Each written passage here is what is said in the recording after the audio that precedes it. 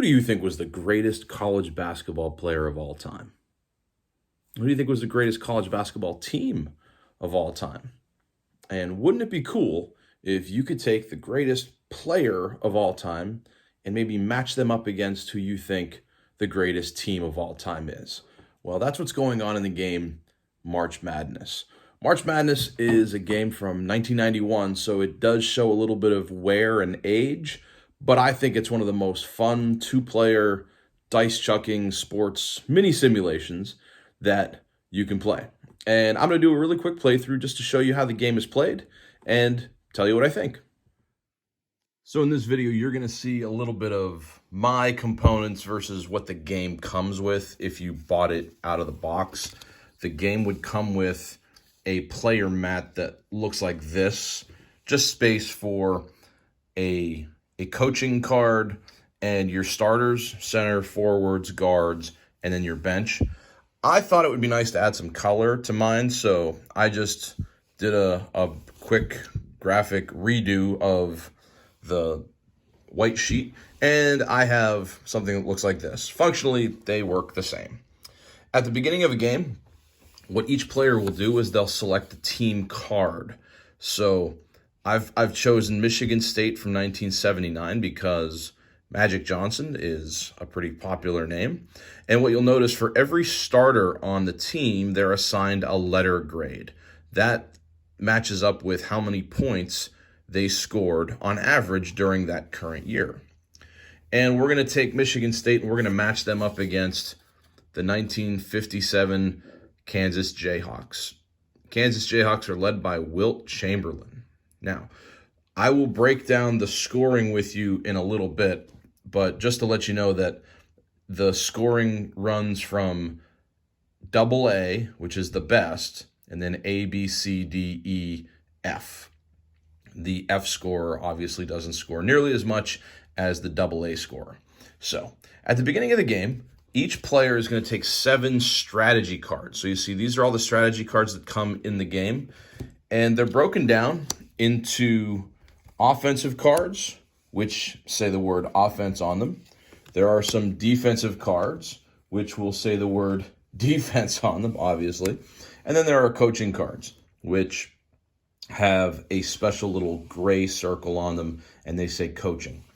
At any time during the game, a player can only have one coaching card in their coaching card spot, but they can always remove it as an action on their turn as well.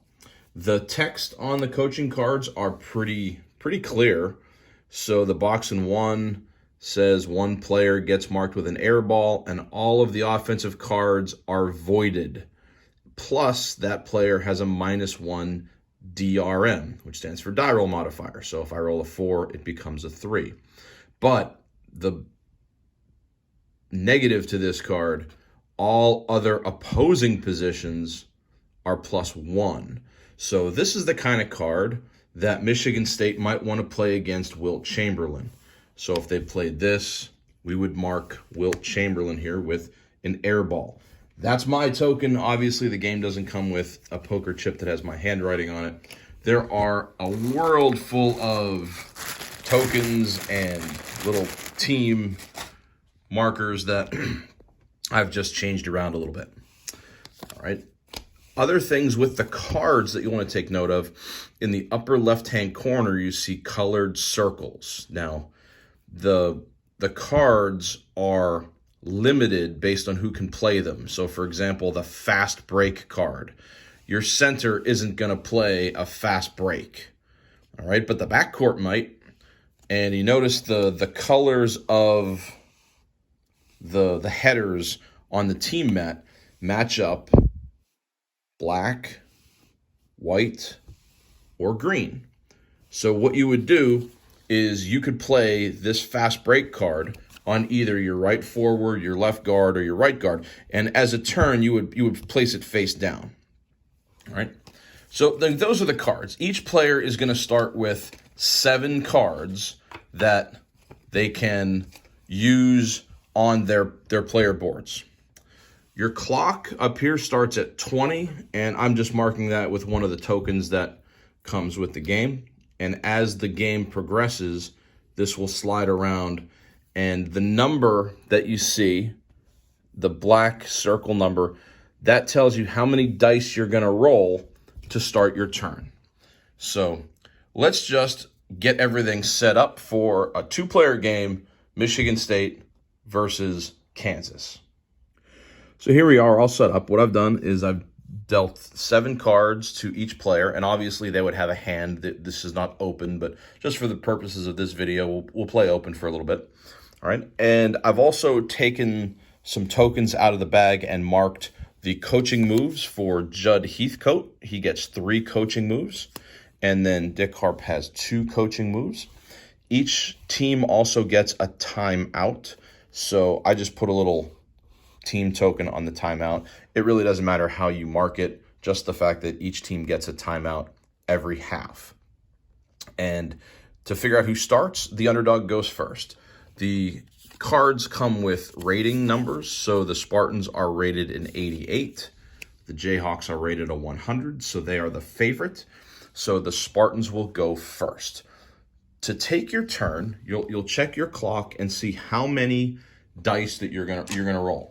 Now, these are not the dice that come with the game. I replaced the little dice with some bigger dice. In the game, you're going to get different colors. So it's important that if you play March Madness, you have what's called a key die. So I'm going to take 5 dice, and we'll go over to Dice Tower, and we will roll. And you'll add them up. And this is good as a first roll because we're going to have a scoring resolution. You add up all the numbers, and if the numbers exceed the clock, not meet the clock. If they exceed the clock, you have a scoring situation. So 10 plus 8 is 18. We have a score, a roll of 23. So to figure out which particular position we're going to score, we're going to check the key die. And the key die was a number 5, which matches up with the right guard. The right guard is number 5 on both team mats. So we have a scoring situation. Now, to score, all we're going to do is roll dice and apply any modifiers. Now, since neither team have played a card just yet, there are no modifiers. The right guard for Michigan State is rated an E, and the right guard for the Jayhawks is rated an F. And what a lot of people will do is they'll have a scorecard that looks like this. So it's easy for both teams to see who the good players are and whatever. So what we'll do is I'll roll for both teams, and I will try to be a little bit thematic here. I'll get some of the dice that did come with the game, and the blue die will be Kansas. The green die will be Michigan State. So we roll, and Michigan State's right guard rolled a 2. Kansas's rolled a 5. So how do we score? Well, we have a scoring matrix chart up here, which is only going to be using the opposing defense A chart because both of our teams have A defenses. If we had a C defense, we would use this chart, or a B defense, and in overtime there's something totally different. All right, so we will check the offensive rating with what they rolled. So the right guard for Michigan State is an E, and he rolled a 2, so he's going to score 1 point. And I'm just going to mark that down on my box score. He scores 1.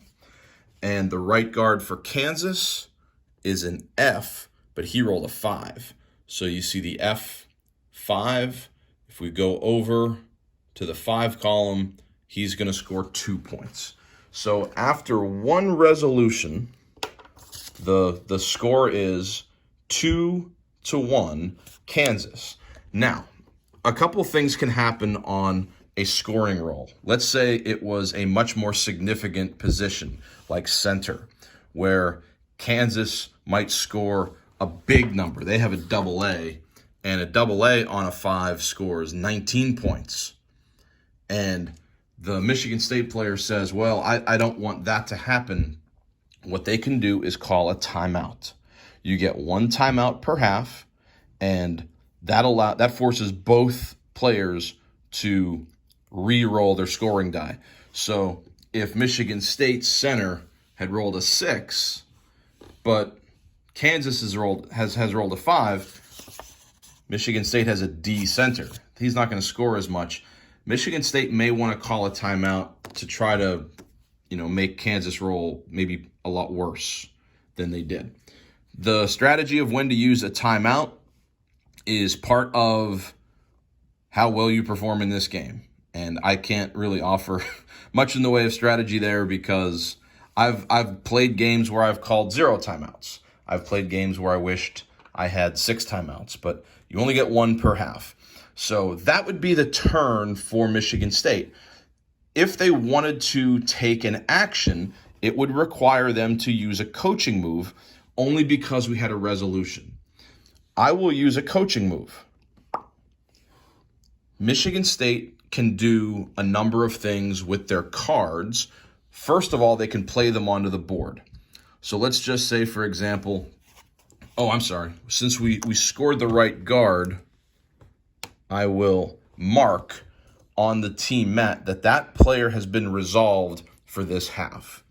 So back to Michigan State, we used a coaching move. If I wanted to play this fast break card, which allows me to gain points equal to a die roll, that's good. I can only play it on my left guard right now. So I'll use my coaching move, and I will play this card face down on my left guard. The Kansas player does not know what that card is. Doesn't have any knowledge. However, the Kansas player can look and see, the left guard is rated a B. So it's probably an offensive card.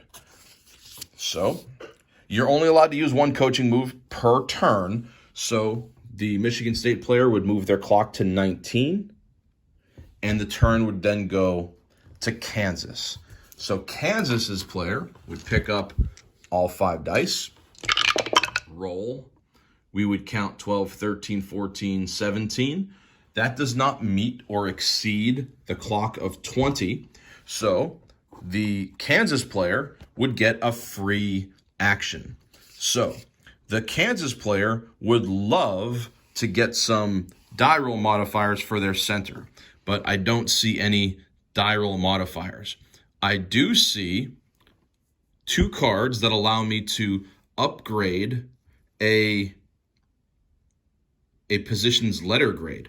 So what this player might do is take this 3-pointer card, which is only good on the left guard, and they're going to play it down on their left guard, and they're going to take a coaching move, and they're going to do it again.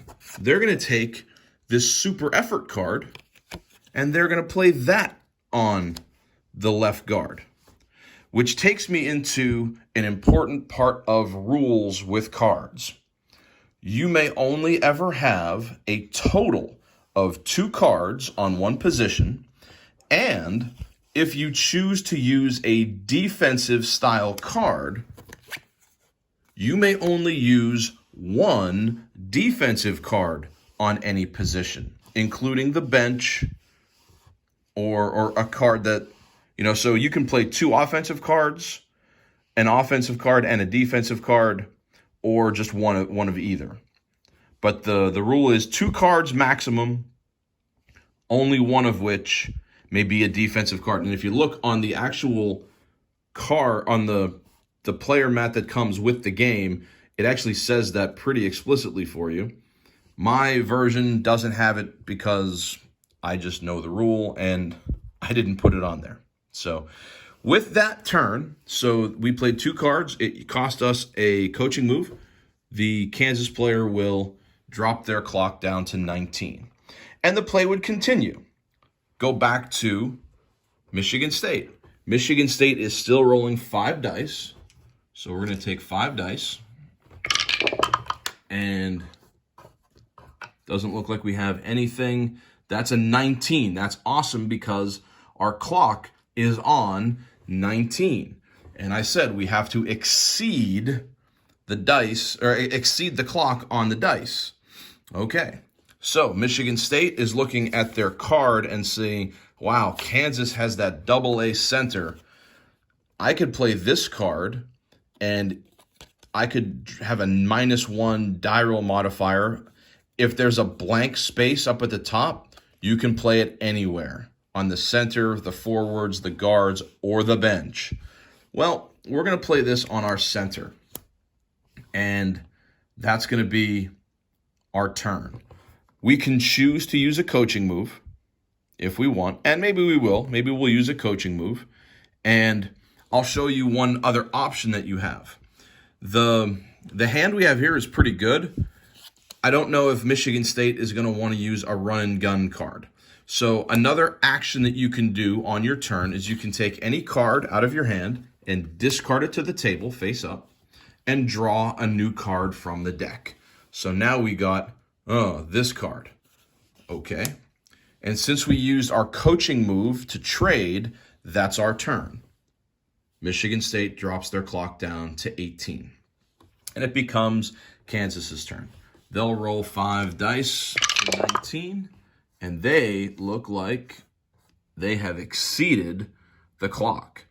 They have rolled a 21, and we're going to resolve our left guard because 4 is left guard. This is working out really well for the example here.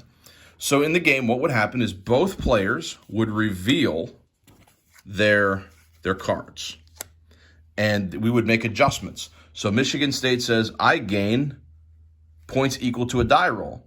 If they had been opposing this card, so if Kansas just happened to play second shots, that is doubled. So a roll of a 3 would become a roll of a 6. However, there is a defensive card which negates that. If a player had a controlling the boards played anywhere, this fast break would be voided. You wouldn't use it. All right. And we know that we have 2 letter grades getting upgraded over here. This 3-pointer, if we had a coaching card that was the zone defense, it would give you a 2-letter grade bump. So on our board, our left guards are a B and a D. But these 2 cards for the first half are going to make the Kansas left guard a B as well. So this die roll is going to be B versus B, and Michigan State has an extra die coming to it. So here's what we usually do. We get our dice, and I've lost my green die. Here it is. I found it. And what we'll do is the Michigan State player will say the white die is the extra. So they usually roll 2 dice, but we have to check our chart for the scoring. The white die will be extra for Michigan State, so they rolled poorly, and Kansas rolled pretty good. So Kansas's B4 is worth 10 points. Michigan State rolled a B1, which is worth 3, and they get 3 points as a bonus. So Kansas would win this resolution 10-6. But let's just say Michigan State calls a timeout. I might not call timeout in this situation, but just to show you the function, we'll call timeout. So Kansas has to re-roll, and they get the same number. They got a 4, so they're going to get 10 points. Michigan State, oh my goodness, they still got a 1, but they got 6 points as a bonus, which is, slightly better. So a B1 is worth 3 plus 6 is 9. So we're going to mark 9 points down there. And Kansas has a B4, which we already figured out is worth 10. And Kansas would have the option of calling timeout as well, but they're pretty happy with a 2-point lead considering they still have their AA coming up. And because Michigan State burned their timeout at the time of the AA scoring, Michigan State is going to have to live with the roll no matter how it turns out. So these cards would come out of the game. They'd get discarded. We would mark that the guards have been taken care of. They've been scored.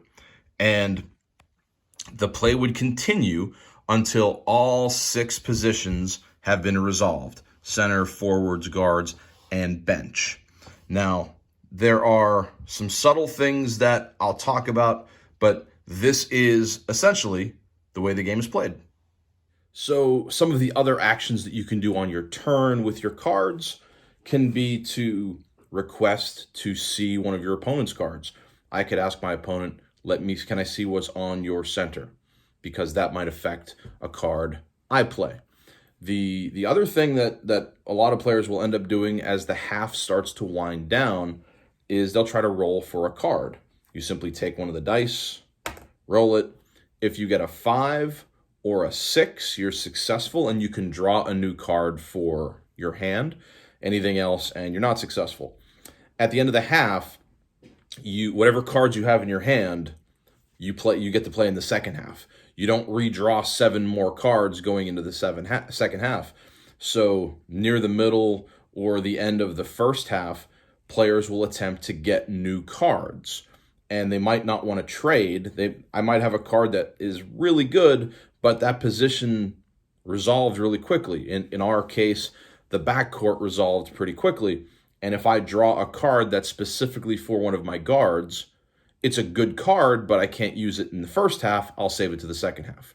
So I might just roll for another card. 5 or 6, I'm successful. If I don't want to roll for a card and I don't want to request to view another card, I can always pull a card back into my hand. And sometimes what you'll see is I have a defensive card played against Wilt Chamberlain. But in the process of trading or rolling for a card, I drew a better defensive card. Instead of -1 die roll modifier, it's -2, or it's down 1 letter grade, or a different card that I want to play. And because I'm only allowed to play 1 card defensively, I might want to take the defensive card off of my player mat and then replace it.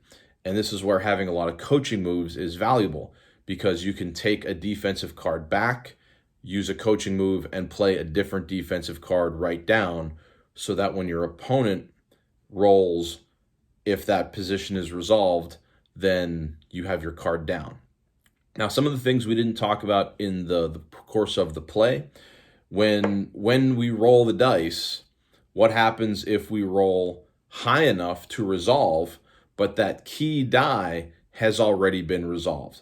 So if we rolled 25 and we had a key 5, which goes to one of the guards, but that's resolved already, then it becomes the player who rolled, it's their choice. They can resolve any other position on the board, or they can choose not to resolve.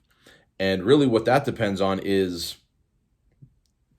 does your opponent have a lot of cards down? If I have a defensive card against Kansas AA, and Kansas doesn't have any cards on the AA yet, I might choose to resolve that position to, now they can't play a card on them until maybe the next half.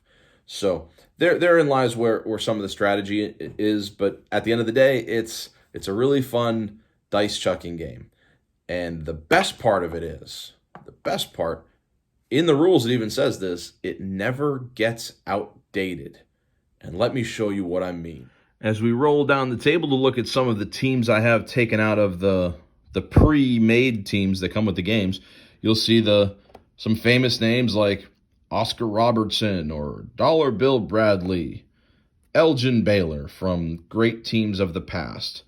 We also have teams like the Larry Bird-led Indiana State Sycamores. If you wanted to recreate Magic versus Bird, they have the Indiana State card. Some guy named Michael Jordan who played in college. One of the old great defensive teams that didn't quite get it done, the Georgetown team from 1985. We have Phi Slamma Jamma. You can see if you can take Danny Manning to the Final Four, as he did back in '86, or any number of the powerhouse UCLA teams. The other thing that's really cool about March Madness is the rulebook came with a formula system where you can create your own March Madness style teams based on, and all you need to know is what their point per game was, and you match it up with a chart. So the Duke team from 2019 would have had 2 A scorers, but an F, a C, and 2 E's along with it, whereas North Carolina that year had 3 B's, a C, and 2 D's. So as far as the ratings go, Duke has them edged 100 to 98, but it should be a good game.